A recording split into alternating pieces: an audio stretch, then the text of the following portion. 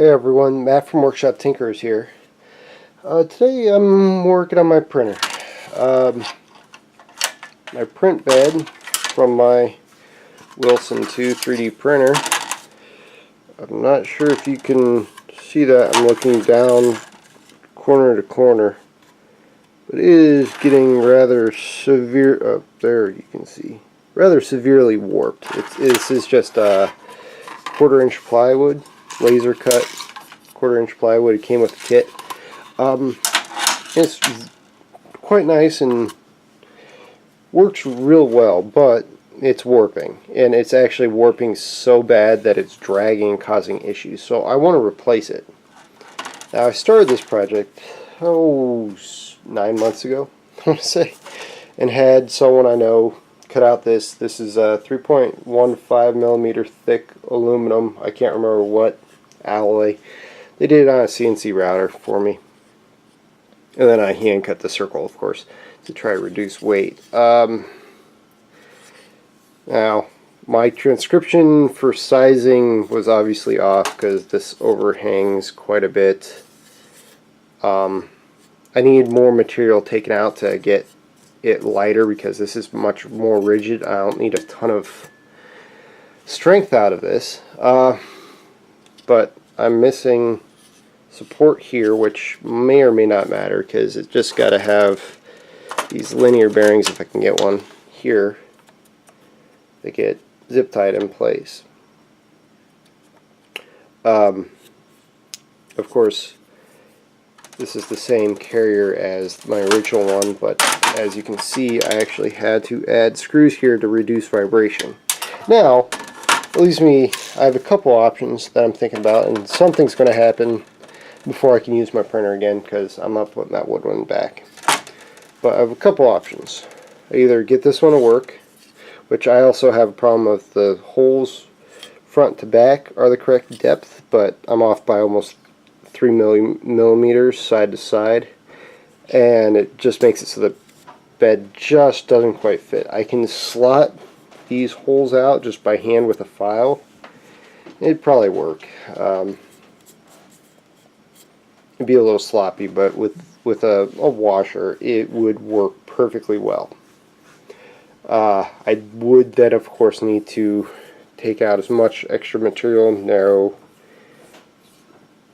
this down a bit, quite a bit, make it look sleeker. I did try to draw out where possibly I'd want to remove material, and I mean, I have to leave like this. I have to have it rigid enough, but I want to remove material, get this as light as possible, because just by weight, even with the heated bed, this is quite a bit heavier.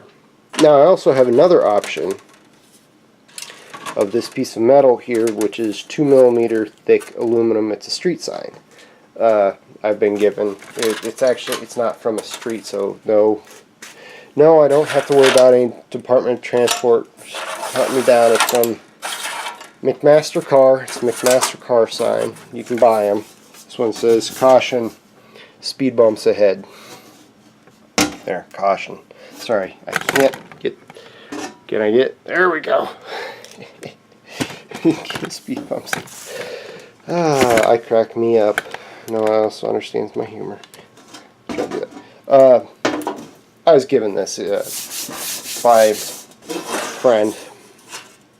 Now, because this is thinner, it'll be lighter to begin with, but I have to hand cut it. I cut the rough dimensions out on the table saw because it's aluminum. Aluminum you can cut on a carbide tipped saw blade. This is a carbide tipped saw blade that I have in my table saw. So I'd be able to rip it down to rough outer dimensions that I would follow this one's outer dimensions as closely as I can. Cut the back chunk out, then I would lay out large chunks of area. I just realized something. Is this even the same? Nope, okay. I was going to say, I don't think this is front to back correct. No, it's fine. But anyways, lay out so it's the same rough area, but instead of using this carrier here, I have printed out one three different design linear bearing cradles. So actually, here, this one's better than that one. But I was trying to figure out what I like. This one's just very, very similar to this here, where it just kind of slots in. But this one, there's nothing to catch it front to back.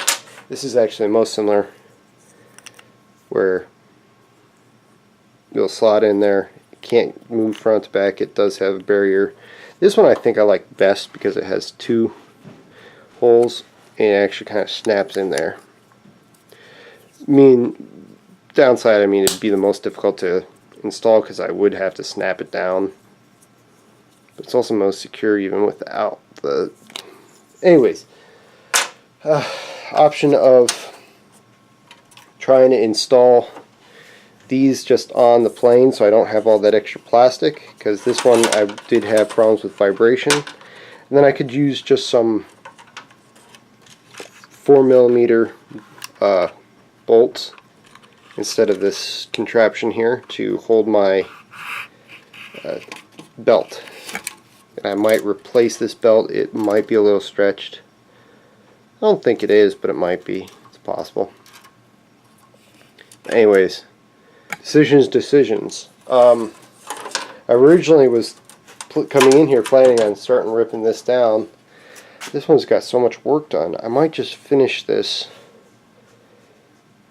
just real quick, because all I'd have to do is take out by hand with a needle file 1.5 in all four corners, hole here, like a D shape here, and then balance it. So I'd probably have to hand sand here or whatever to get it balanced right, since it should have a bounce point roughly in the center. Actually, it's pretty close, but it needs a lot less material. I think I'm going to start with that. Worst case, I'd reject it. I'm not going to drill these holes until I know I'm going to use it, because I have to drill through the plastic, and basically that makes it so it's a one use only. Let me get working on that. I'll be back in a bit. Alright, that was too much work, and is still probably about twice the weight of this piece of wood. I put speed holes all over the place. Anyways, so the answer is but I really need this to stop being in use, because that warp is just killing me. It's giving me horrible issues where things are rubbing. I could just flip it over, but then these holes wouldn't quite line up, and yada yada yada, complain. But here's the plan. I have a plan. What I'm going to do, I'm going to install this one, use it for now. It's going to be a bit awkward because I was using this piece of shirt for insulation. Now with all those holes, anyways, doesn't matter. I'm going to use this for now. Going to print some parts. Going to make a mostly printed CNC, which is, yes, that's actually what they call it. Mostly printed CNC. And